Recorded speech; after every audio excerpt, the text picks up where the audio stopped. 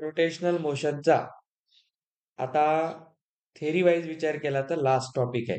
ठीक आहे. म्हणजे आता आपण चॅप्टरच्या शेवटच्या टप्प्यात आहोत. बघा आपण सगळ्या कॉन्सेप्ट डीप मध्ये सांगितलेले आहेत. नाव the last topic is rolling motion. ठीक आहे. आता रोलिंग बद्दल आपण लहानपणी पण 6-7 स्टँडर्डला वाचलेला आहे. जेव्हा आपण फ्रिक्शन चॅप्टर शिकत होतो तेव्हा आपण एक रोलिंग फ्रिक्शन हे शिकत होतो. फ्रिक्शन मध्ये रोलिंगचा जो प्रकार आहे तोच आता इकडे रोटेशन मध्ये यूज होतो. तर टॉपिक आहे रोलिंग मोशन. जेव्हा आपण हा चॅप्टर स्टार्ट केला होता तेव्हा आपण सर्वात आधी एक कॉन्सेप्ट शिकला होता ज्याचं नाव होतं रिजिड बॉडी. हे की नाही. रिजिड बॉडी कशाला म्हणतात, ज्यामध्ये प्रत्येक पॉइंट हा दुसऱ्या पॉइंट सोबत एक कॉन्स्टंट डिस्टन्सवर मूव्ह करतो. त्याचं डिस्टन्स कधी चेंज होत नाही दुसऱ्या बॉडी सोबत. तर त्याच्यावरून आपण काय केलं होतं, मोशनचे 3 प्रकार काढले होते. एक होतं ट्रान्सलेशनल, एक होतं रोटेशनल आणि एक होतं मिक्स दोन्हीचं. तर रोलिंग मोशन हा थर्ड टाईपचा प्रकार आहे. त्यामध्ये काय सांगितलेले, when a body performs a translationary motion as well as rolling motion. ठीक आहे. म्हणजे रोटेशनल, बॉडी समोरही जात आहे आणि रोटेटही होत आहे. तसा आता फॅन फक्त रोटेट होतो, तो समोर जात नाही, तो आपली जागा सोडत नाही, तो फक्त जागेवर फिरतो अबाउट द ॲक्सिस. तर ते झालं त्याचं रोटेशन. नुसता मी जर या ऑब्जेक्टला जर मी फक्त ढकलत गेलो तर बघा हे काय आहे, स्लिपिंग आहे, हे स्लिप होत आहे आणि हे ट्रान्सलेशनल आहे. पण यालाच जर मी आता काय केलं बघा, आता तो रोटेटही होत आहे आणि पुढेही जात आहे. म्हणजे आता हे मोशन जे आहे दिस इज रोलिंग. तर rolling motion is actually mixture of translational and rotational motion. तर बेसिक कॉन्सेप्ट तुम्हाला आधी हेच पक्क करून घ्यायचंय. फार याच्यामध्ये रॉकेट सायन्स न करता ह्याला नेमकं म्हणायचंय काय एवढं समजून घ्या. एक्झाम पॉइंट ऑफ व्ह्यूने जे माहीत पाहिजे तेवढंच माहीत ठेवायचं. तर लक्षात ठेवा, याची डेफिनेशन आपण म्हणू शकतो, when a body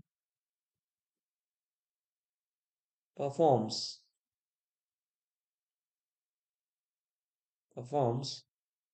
translatory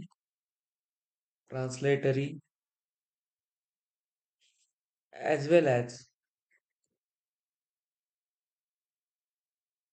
rotational motion,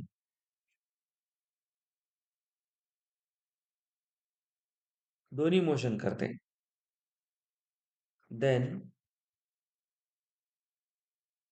this type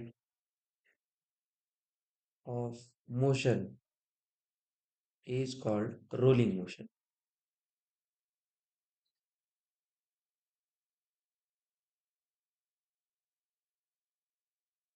तर बघा यामध्ये मेन पॉइंट आहे की बॉडीकडे दोन्ही टाईपचे मोशन असतात, तेव्हा आपण त्याला रोलिंग म्हणू. तर रोलिंग मध्ये नवीन काही नाही, तर बॉडी काय करणार, दोन्ही टाईपचे मोशन करणार. ओके. आता हे जे रोलिंग आहे ह्याच्यामध्ये कोणाचं महत्व जास्त आहे बघा. In rolling the role of contact surface, role of contact surface is also important. थोडं दार तर लक्षात घ्या, रोलिंग मोशन मध्ये रोलिंग ज्या कॉन्टॅक्टच्या अगेन्स्ट होत आहे किंवा सरफेसच्या अगेन्स्ट होत आहे ते पण तिथे तेवढंच इम्पॉर्टंट आहे. म्हणजे पहा, आपल्याला याला जर व्यवस्थित आता डिफाईन करायचंय तर 2-3 गोष्टी लक्षात ठेवायच्या. आता याची मॅथमॅटिकल कंडिशन येईल. पहिल्यांदा तर समजून घ्या, या मोशन मध्ये रोलिंग मध्ये बॉडी ट्रान्सलेटरी आहे म्हणजे ती पुढे पुढे जात आहे just in a linear form, आणि ती रोटेट पण होत आहे अबाउट द ऍक्सिस, आणि म्हणून तिचं नाव आहे रोलिंग. आता रोलिंग मध्ये जो कॉन्टॅक्ट सरफेस असतो, आता रोलिंग हवेत तर नाही होणार, ठीक आहे. एखादा ऑब्जेक्ट काय असा हवेत पुढे पुढे जात नाहीये फिरत फिरत. आपण असं पाहतोय की हा ऑब्जेक्ट पुढे पुढे पुढे जातो असा. तर बघा, त्याचा सरफेस सोबतचा जो कॉन्टॅक्ट आहे तो कंटिन्यू चेंज होत आहे. त्याचा प्रत्येक पॉइंट इन्स्टंटेनियसली चेंज होत आहे बघा. आता या पॉइंटचा अभ्यास करेपर्यंत हा इकडे जाऊन दुसरा पॉइंट कॉन्टॅक्ट मध्ये येईल, मग तिसरा येईल, मग चौथा येईल. म्हणजे याचा प्रत्येक जो पॉइंट आहे हा सरफेस सोबत काय करतो, कंटिन्युअसली आपला कॉन्टॅक्ट चेंज करतो. खूप मेन गोष्ट आहे. आता आपण हे जर नुसतं बोलणं झालं, mathematically how to identify the given motion is rolling, तर त्याच्यामध्ये सांगितलेलं आहे की जे ट्रान्सलेटरी मोशन आहे ऑब्जेक्टचं आणि त्याचं जे रोलिंग मोशन आहे, हे दोन्ही सॉरी रोटेशनल मोशन आहे, हे दोन्ही इक्वल असतात. तर बघा, ह्याची कंडिशन हीच आहे. आता जे मेन भाग आहे तो बघा. इन रोलिंग मोशन आपण काय म्हणतो, the velocity of, this is the main part, the velocity of centre of mass represents represents linear motion, linear motion, while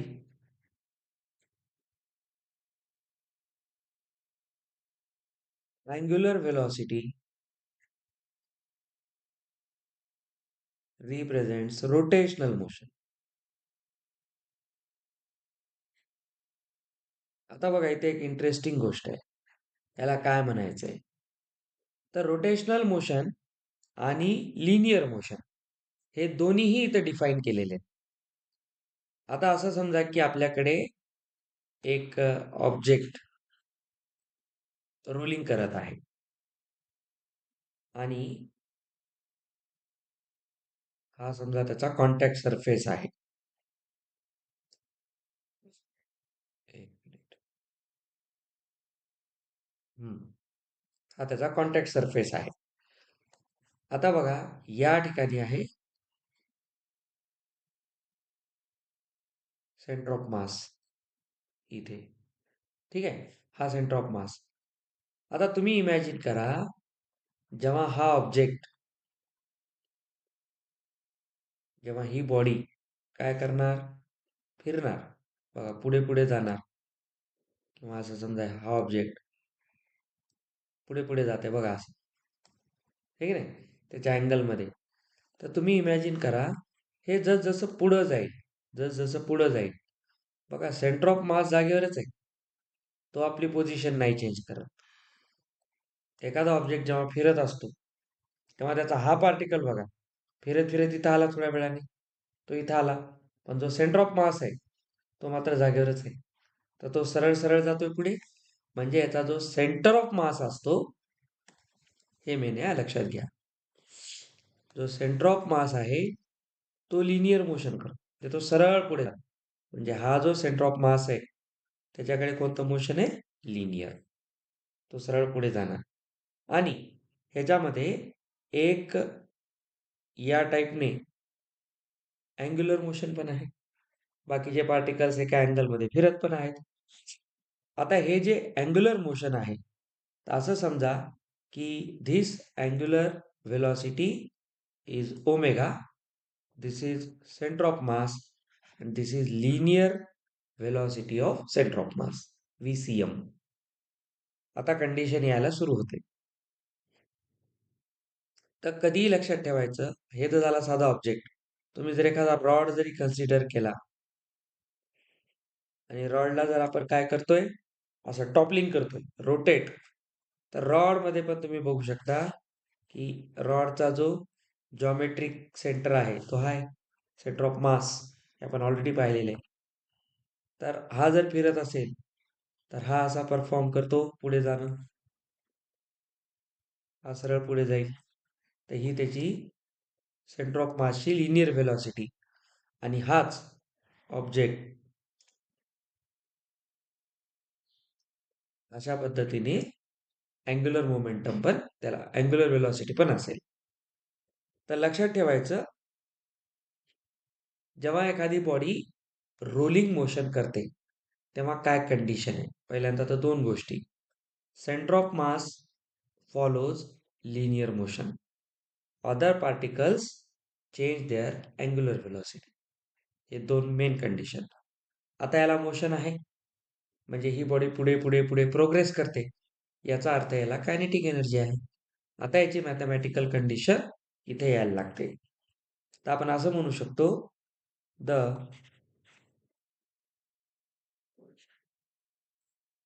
kinetic energy of a rolling body is equal to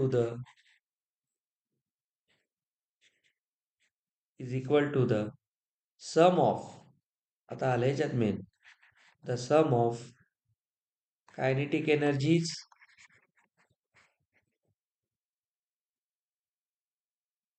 of translational and rotational motion.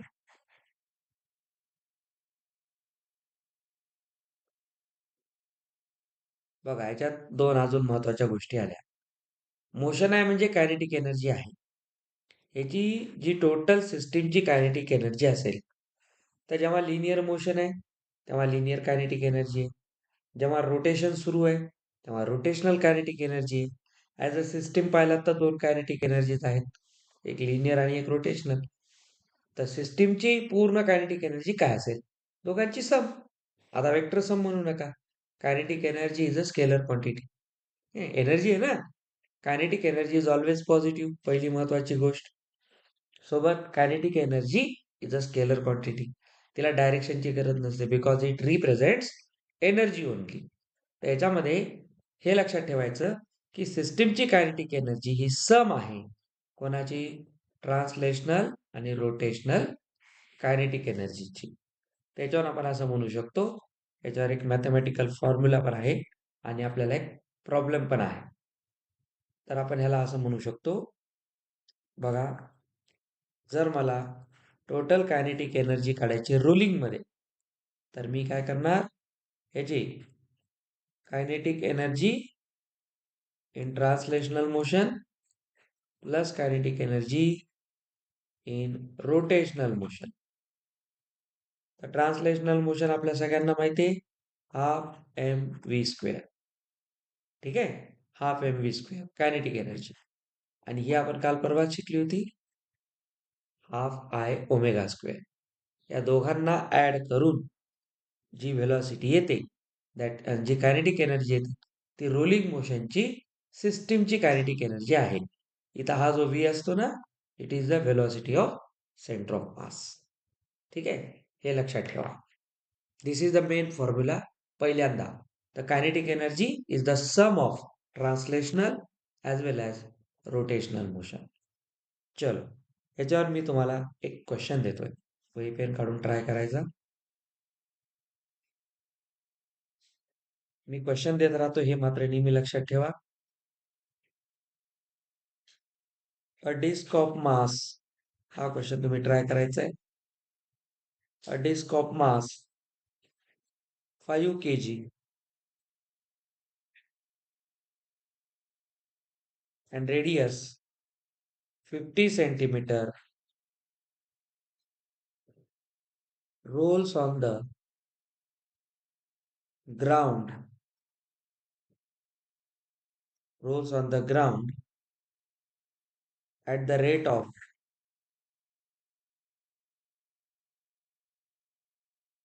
10 meter per second. Find kinetic energy of the disk.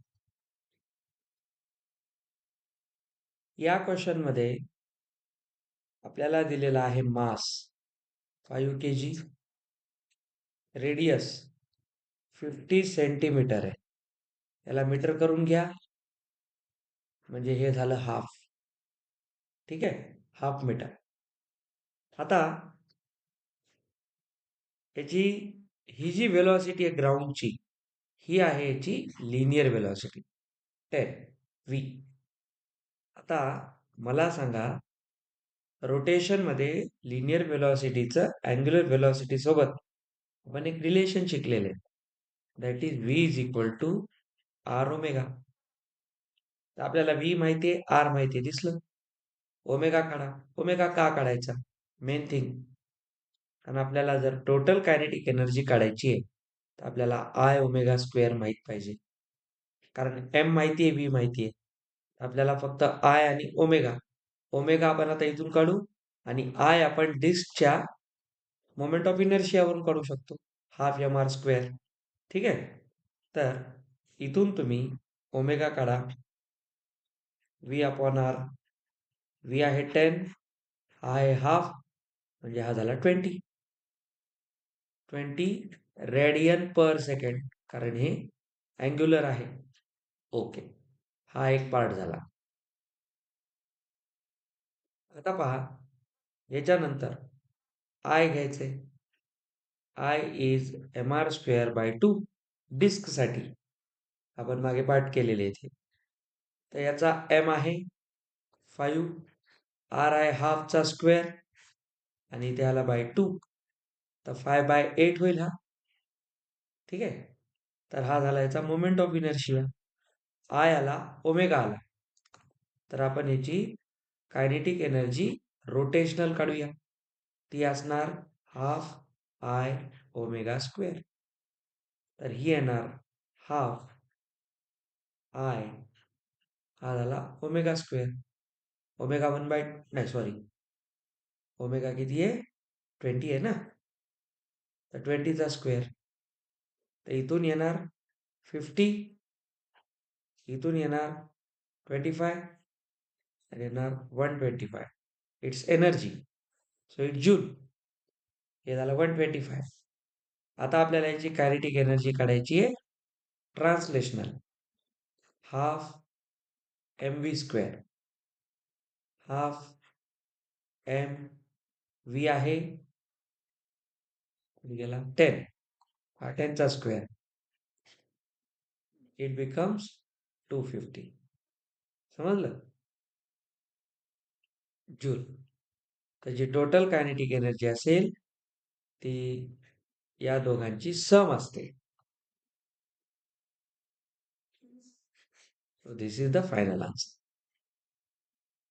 कुठं चुकलं? खाऊन घेतलं, म्हणजे हा, तर हे थोडस पाहत चला तुम्ही जेव्हा कॅल्क्युलेशन करता.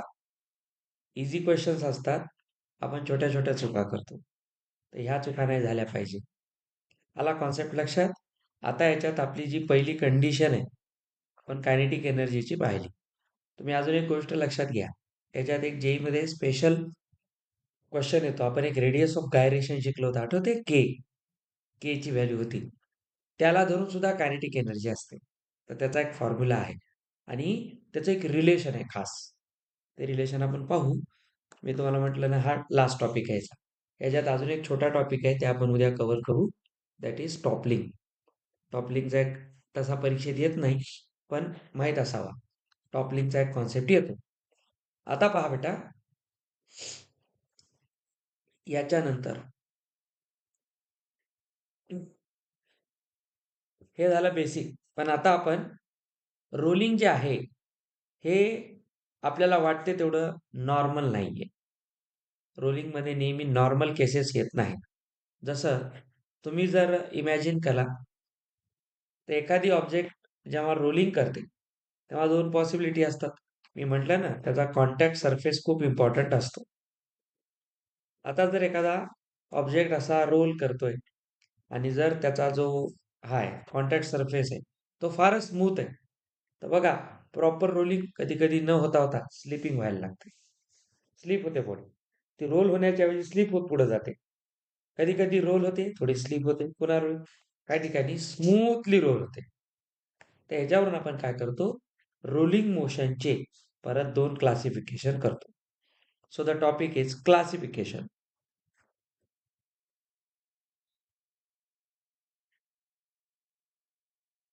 Classification of rolling motion. The rolling motion is of two types. यामध्ये दोन टाईप आहेत. एक आहे प्युअर रोलिंग आणि एक आहे इम्प्युअर रोलिंग. ठीक आहे. इम्प्युअर रोलिंग जे आहे यालाच आपण, या दोघांना अजून एक नाव असते. आता हे जे प्युअर रोलिंग आहे याला ऑर मध्ये म्हणतात रोलिंग विदाउट स्लिपिंग. ठीक आहे. रोलिंग विदाउट स्लिपिंग, स्लिप होत नाही, बॉडी मस्तपैकी नॅचरली फ्लो अशी रोल करत जाते, याला म्हणतात रोलिंग विथ स्लिपिंग.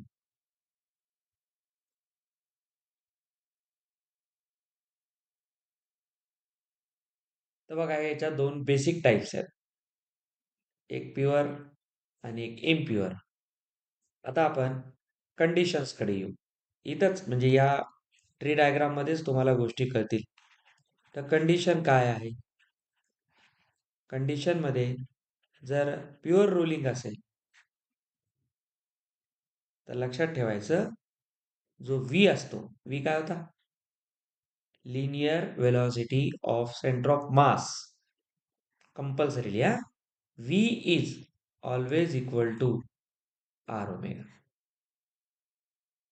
याचा अर्थ असा आहे की लिनियर वेलॉसिटी आणि अँग्युलर वेलॉसिटी, अँग्युलर वेलॉसिटीचे लक्षात घ्या, यांचा डिफरन्स नेहमी 0 असला पाहिजे.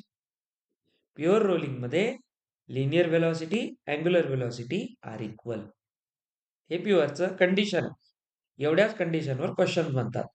तुम्हाला जेव्हा जेव्हा प्युअर रोलिंग आहे म्हणल्या जाईल तेव्हा तुम्ही लक्षात ठेवायचं की सेंटर ऑफ मासची लिनियर वेलॉसिटी आणि सिस्टीमची अँग्युलर वेलॉसिटी हे दोन्ही सेम असतात. व्हेलॉसिटी आहे तर डायरेक्शन ऑब्विसली वेगवेगळी राहील. तुम्ही बघा, जेव्हा ऑब्जेक्ट रोल करतो तेव्हा त्याची लिनियर वेलॉसिटी या डायरेक्शनमध्ये पुढे चालली आहे, बघा पुढे चालली आहे. पण बघा इन्स्टंटेनियस अँग्युलर वेलॉसिटीची डायरेक्शन कुठे आहे, इकडे आहे.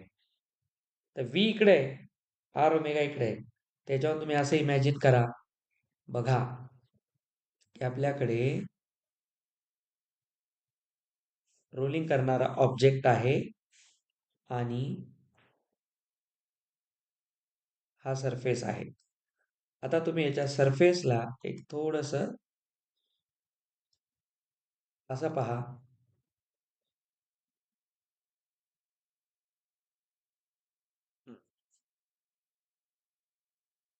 बघा हा तो पॉइंट ऑफ कॉन्टॅक्ट आहे. जेव्हा हा ऑब्जेक्ट रोल करत असेल तेव्हा मी तुम्हाला सांगितलं की इथे सेंटर ऑफ मास आहे, हा सेंटर ऑफ मास आहे,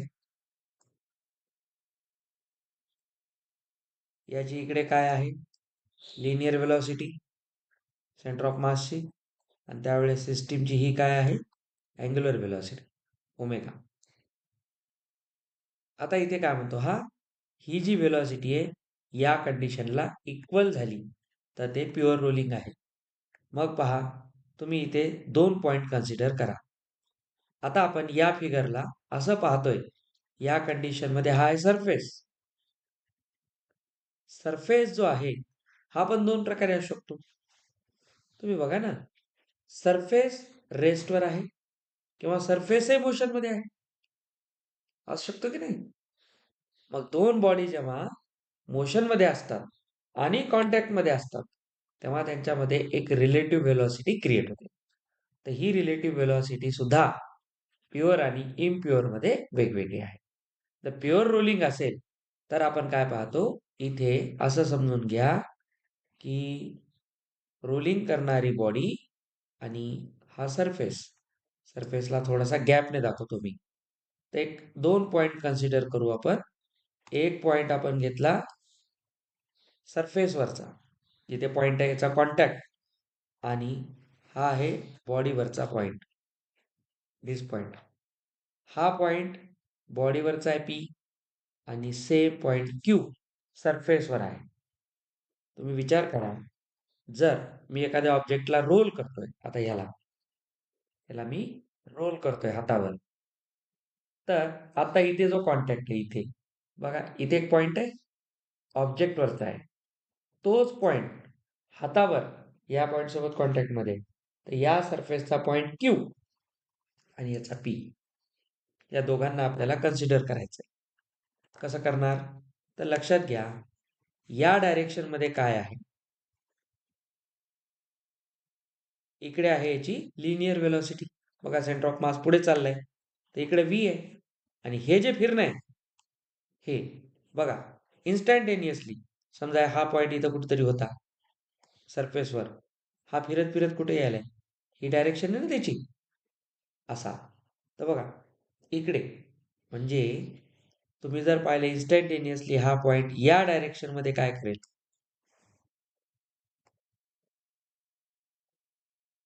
हा पॉइंट या डायरेक्शन मध्ये तुम्हाला दाखवेल आर ओमेगा. तर समोर लिनियर वेलोसिटी व्ही आहे, इकडे आर ओमेगा आहे. तर प्युअर रुलिंगची कंडिशन काय? Both must be same. समजलं? तर व्ही आणि आर ओमेगा सेमचा अर्थ काय? Magnitude wise same. वेलॉसिटी आहे ती, वेक्टर आहे. नाही तर दोन्ही सेम म्हणल्यावर कसं म्हणता येईल? व्ही समोर चालले, आर ओमेगा मागे जात आहे. तर सेमचा अर्थ म्हणल्यावर तर बॉडी तुटून जाईल ना. दोन्ही इक्वल आहे, दोन्ही एका डायरेक्शनला चाललेत, असं पॉसिबल नाही. व्हेलॉसिटी जेव्हा म्हणतो आपण, तेव्हा डायरेक्शन वाईज वेगळा कॉन्सेप्ट आहे, पण मॅग्निट्यूड सेम आहे. म्हणजे हे जर 10 असेल तर हे पण 10 असेल, 5 असेल तर 5 असेल. तर या पद्धतीने लक्षात ठेवायचं की सेंटर ऑफ मासची व्हेलॉसिटी ही इथे सेम राहते, म्हणून आपण असं म्हणतो. So in pure rolling the velocity of centre of mass is is zero given by the relation. हे रिलेशन मी आता सांगितलेलं, v is equal to R, आणि तो डिफरन्स झिरो असला पाहिजे. आता इथे आपण सरफेसला काय केलेले, रेस्टवर मानलेले. म्हणजे बघा, इथे पी ची वेलॉसिटी या दोघांच्या डिफरन्सने येईल. बघा ना, हा पुढे चाललाय, हा मागे चाललाय, त्याचं नेट वेलॉसिटी काय राहील, दोघांचा डिफरन्स. पण दोघांचा डिफरन्स काय, झिरो आहे. तर मॅग्निट्यूड वाईज सेम चालतंय. पण क्यू जो आहे, इथे जी क्यू ची वेलॉसिटी आहे ती झिरो आहे, आणि पी ची वेलॉसिटी काय आहे, R omega. V is equal to R omega. हे सेम झाले, आणि हा रेस्टवर आहे, तर आपण म्हणतो इट्स प्युअर रोलिंग. तर प्युअर रोलिंग मध्ये बाकीची सगळी स्टोरी बाजूला फेका, तुमच्या डोक्यात फिक्स ठेवा प्युअर रोलिंगची condition, V is equal to R omega. ही विसरायचं नाही. ह्याच्यामध्ये आपल्याला अल्टिमेटली न्यूमेरिकल्स करायचे परीक्षेमध्ये. आपल्याला काय याच्यावर पीएचडी करायचं नाही आत्ताच, तर एवढं तर माहित पाहिजे, असं आलं तर असा फॉर्म्युला वापरून सॉल्व्ह करायचे. एवढं लक्षात ठेवला तरच फिजिक्सचे क्वेश्चन बनतात, नाहीतर फिजिक्स खड्ड्यात घालतात. आता बघा, ह्याच्यात एक सेकंड कंडिशन आहे. इथे आपण असं मानतो, if velocity of surface is zero, या कंडिशन मध्ये. पण समटाइम्स काय होतं, but in case of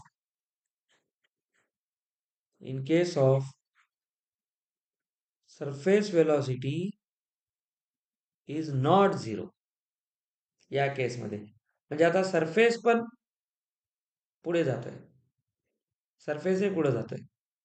imagine करा, इमॅजिन करा, एक ऑब्जेक्ट रोल करतोय सरफेसवर, आणि तो सरफेस कोण आहे, एक मॅग्नेटिक बेल्ट आहे, तो फिरतोय. स्लाइडर आहे, तोही फिरतोय. म्हणजे ऑब्जेक्ट पुढे चाललाय, स्लायडर मागे चाललाय, तर दोघांच्या व्हेलॉसिटीमध्ये काही ना काही डिफरन्स येणार. म्हणजे आता सरफेसला पण एक व्हेलॉसिटी आहे. या केसमध्ये क्यू इज नॉट झिरो. तर क्यूला एक व्हेलॉसिटी देऊया. तर आपण असं म्हणू शकतो, so let velocity of point Q आपण जो सरफेसवर मानलेला आहे इज व्ही नॉट. त्याला काही ना काही व्हेलॉसिटी आहे. आता ती झिरो नाही. ठीक आहे. देन आपण रिलेशन काय देतो, हे पण प्युअर रोलिंगच आहे. प्युअर रोलिंगच आहे. तर आपण यात फक्त काय फरक देतो, तर लक्षात ठेवायचं, velocity of point P, this must be equal to velocity of point Q. Pure आहे ना, प्युअर मध्ये इक्वॅलिटी तर असायलाच पाहिजे. तर लक्षात ठेवा, P ची व्हेलॉसिटी आणि Q ची व्हेलॉसिटी इक्वल झाली तरी सुद्धा ते प्युअर मोशन आहे रोलिंग मध्ये. म्हणजे तुम्ही इथे एक गोष्ट लक्षात घ्या, व्हीपी आत्ताच आपण काढला, काय होता, V is equal to R omega. म्हणजे व्ही आणि आर ओमेगाचा डिफरन्स झिरो. इक्वल आहेत म्हणजे काय, डिफरन्स झिरो आहे. पण व्ही क्यू आपण इथे किती मानलाय, व्ही नॉट. व्ही नॉट मानलेला आहे. त्याच्यावरून तुम्ही काय म्हणू शकता, व्ही आणि व्ही नॉटचा डिफरन्स काय यायला पाहिजे, आर ओमेगा यायला पाहिजे, हा डिफरन्स. तर ही पण एक कंडिशन असते. तर याला आपण म्हणतो बघा, in in uniform pure rolling.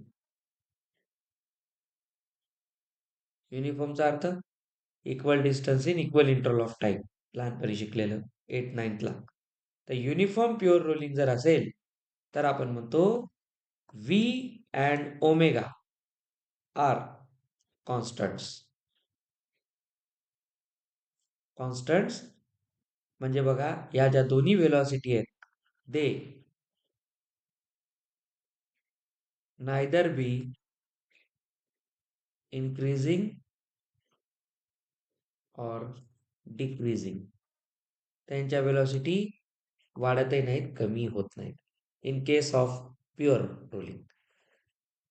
Condition लक्षात आली, ही मेन कंडिशन आहे. पूर्ण टॉपिक ह्याच्यावर डिपेंड आहे. आणि आता आपल्याला एवढं समजून घ्यायचंय, इम्प्युअर रोलिंग ह्याच्यात काय फार मॅथमॅटिकल कंडिशन नाहीत. कारण इम्प्युअर रोलिंग काय सांगते, V is not equal to R omega. कारण दोन्ही सेम असतील तरच प्युअर होतं ना. आता सेम नाहीत, म्हणजे इथे तुम्ही विचार करा, व्यवस्थित रोलिंग व्हायचं असेल तर पुढे जाणाऱ्याला मागे जाणाऱ्याने त्रास नाही द्यायला पाहिजे. एवढं तर इमॅजिन करू शकतो आपण. स्मूथली जायचं ना पुढं, गाडीचं टायर पुढे चाललंय. कधी कधी बघा, एखाद्या सरफेसहून जाताना आपण एखाद्या चढावर चढलो, तिथं जर हायवेवर अशी माती किंवा वाळू पडलेली असेल तर आपलं टायर असं घासल्यासारखं वाटते. तर ते जे रोलिंग आहे टायरचं, ते इम्प्युअर रोलिंगमध्ये कन्वर्ट होतं. इम्प्युअर रोलिंगमध्ये काय होतं, सेंटर ऑफ मास पुढे जात आहे आणि त्याचं अँग्युलर व्हेलॉसिटी धरून आर ओमेगा मागे जात आहे. पण दोन्ही जेव्हा इक्वल होत नाहीत तेव्हा स्लिपिंग होते. इम्प्युअर रोलिंग कॉजेस स्लिपिंग, म्हणून तर आपण लिहिले इम्प्युअर रोलिंग और रोलिंग विथ स्लिपिंग. आता ह्याच्या केसमध्ये प्युअर रोलिंग मध्ये स्लिपिंग होतच नाही. का होत नाही, V is equal to R omega, ती त्याची कंडिशन आहे. पण इम्प्युअर रोलिंग मध्ये हे कंपल्सरी आहे. तर स्लिपिंग केव्हा व्हायला पाहिजे, आता दोन्ही तर सेम नाहीत हे तर कळलं. म्हणजे व्ही आणि आर ओमेगा, ह्याच्यात तुम्ही असं म्हणू शकता, व्ही आणि आर ओमेगा यांचा डिफरन्स आता झिरो नाहीये, इज नॉट झिरो. तर तेव्हाच इक्वल होणार नाहीत ना, सिंपल गोष्ट आहे. म्हणजे बघा, या दोघांपैकी कोणीतरी एक मोठा आणि लहान आहे. तर इथे तुम्हाला हीच कंडिशन लक्षात ठेवायची आहे. बघा, लिनियर व्हेलॉसिटी जर जास्त झाली म्हणजे centre of mass translatory motion मध्ये पुढे जायचा विचार करतोय. त्याच वेळेस बाकीचे सिस्टीम काय करते, आर ओमेगाने रोटेट व्हायचा प्रयत्न करते. मग मला सांगा, जर व्ही ची व्हॅल्यू आर ओमेगा पेक्षा जास्त झाली तर कोणती व्हेलॉसिटी इथे इन्क्रीज होताना दिसते, लिनियर. आणि लिनियरची टेंडेन्सी काय, सरळ पुढे जायचं, गोल फिरायचं नाही. मग सरळ पुढे जाण्यालाच काय म्हणतो आपण? स्लिपिंग म्हणतो ना. न फिरता पुढे घाली म्हणजे अरे घासत चालले ना ऑब्जेक्ट, हे घासत चालले. याला असं जायचं होतं, असं रोल करायचं होतं. पण हे असं रोल करण्याऐवजी असं चाललंय, हे असं इथं घासत चाललंय. याचा अर्थ काय आहे? बघा, लिनियर वेलॉसिटी जास्त झाली ना आर ओमेगा पेक्षा, तर हे फील आला पाहिजे तुम्हाला.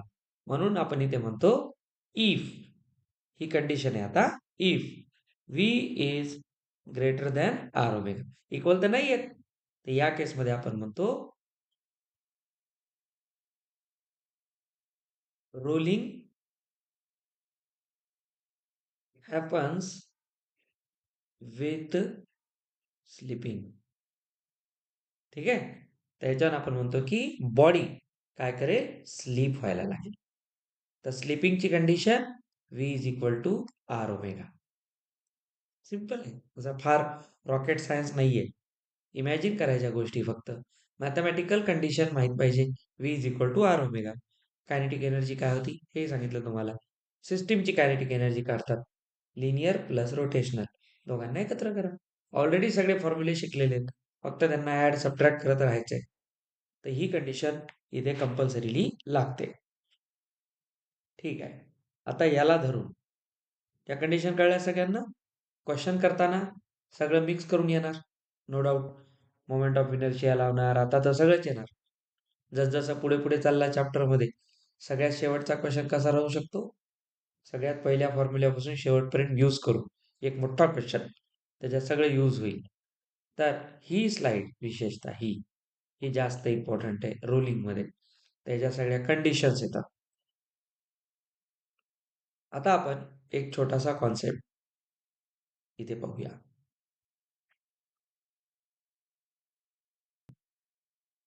आत्ताच आपण कायनेटिक एनर्जी बद्दल एक फॉर्म्युला शिकला होता. आता या टॉपिकला थोडस नीट पहा.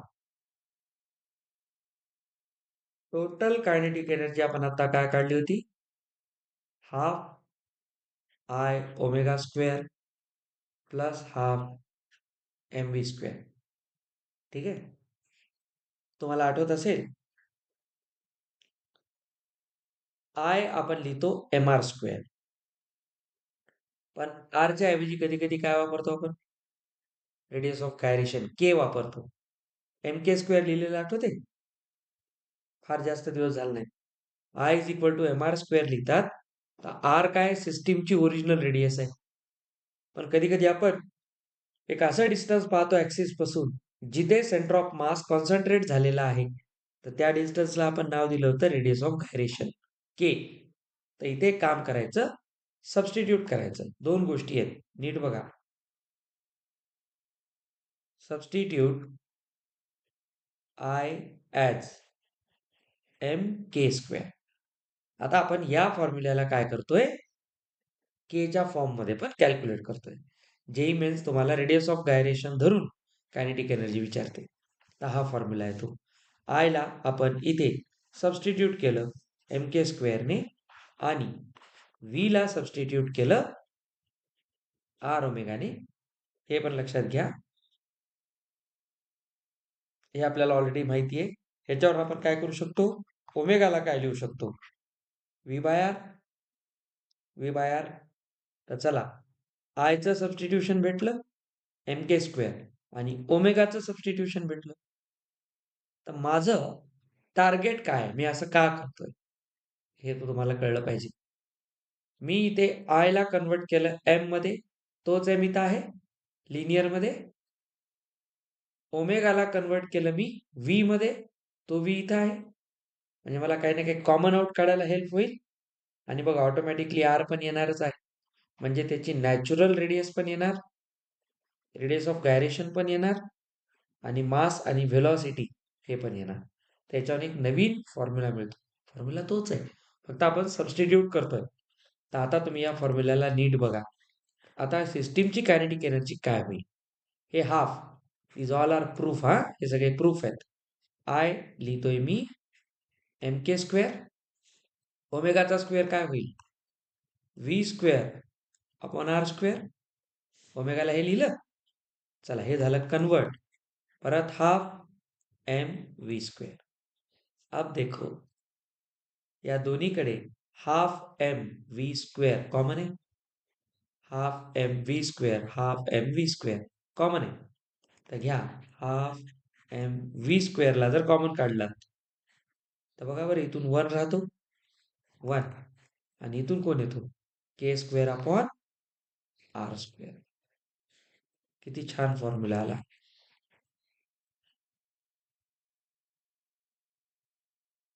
धिस फॉर्म्युला रिलेट्स, काय काय रिलेट करते सांगा. उत्साह दिसू द्या, आपण जेईची तयारी करायला, असं वाटू द्या की काहीतरी शिकायला. हा, झोपेतून उठलं की झालं, दिवस सुरू झाला पाहिजे, लगेच पुन्हा झोपायचा विचार नाही करायचा. Kinetic energy is half M V square into one plus K square by R square. याने एक इंटरेस्टिंग गोष्ट केलेली आहे. रेडियस ऑफ गायरेशन आणि रेडियस यांचे रिलेशन आहे. आणि बघा, हाफ एम व्ही स्क्वेअर कोण आहे, लिनियर व्हेलॉसिटी आहे, तर लिनियर कायनेटिक एनर्जी आहे. तर लिनियर कायनेटिक एनर्जीला रोटेशन सोबत अटॅच करून रेडियस ऑफ गायरेशनचं पण तिथे इन्क्लुजन केलेलं आहे. हा एक इंटरेस्टिंग फॉर्म्युला आहे. ह्याच्यामुळं काय होतं, या फॉर्म्युल्यावरून आपल्याला एक रेशो मिळतो. For JEE Mains, important ratio. तर आता आम्ही काय केलेलं आहे, एनर्जी कुठं कुठं पाहिली, ट्रान्सलेशनल मध्ये. अजून एनर्जी कुठं पाहिली, रोटेशनल मध्ये. आणि तिसरी एनर्जी कोणती आहे, टोटल. तिघाचा काही ना काही रेशो असेल ना, नक्की असेल. तर आपण टोटल एनर्जीचा फॉर्म्युला कळला का, हा आहे, हा टोटल एनर्जीचाच फॉर्म्युला आहे. नीट बघा, याच्यामध्ये एक गोष्ट लक्षात ठेवा, जर मी टोटल एनर्जीला आणि ट्रान्सलेशनल एनर्जीला आणि रोटेशनल एनर्जीला एका रेशोमध्ये बसवायचं ठरवलं, तर एक खास रिलेशन सापडते. त्याच्या प्रूफची गरज नाही, लक्षात ठेवा. मी तर लिहितो ईटी, ट्रान्सलेशनल कायनेटिक एनर्जी चा रेशो ई आर रोटेशनल सोबत. ठीक आहे, याला टी आर लिहितो. इज टू हा रेशो आहे, आणि इथं येईल टोटल सोबत. तर एक रिलेशन सापडतं. आजपासून लक्षात ठेवा, हा जो वन असतो, लक्षात कसं ठेवायचं, हा जो वन असतो तो ट्रान्सलेशनल एनर्जी मध्ये लिहा, रेशो 1:2. जो प्युअर रोटेशनल आहे त्याचा हा जो के स्क्वेअर बाय आर स्क्वेअर आहे, तो कोणासाठी लिहा, प्युअर रोटेशनल साठी.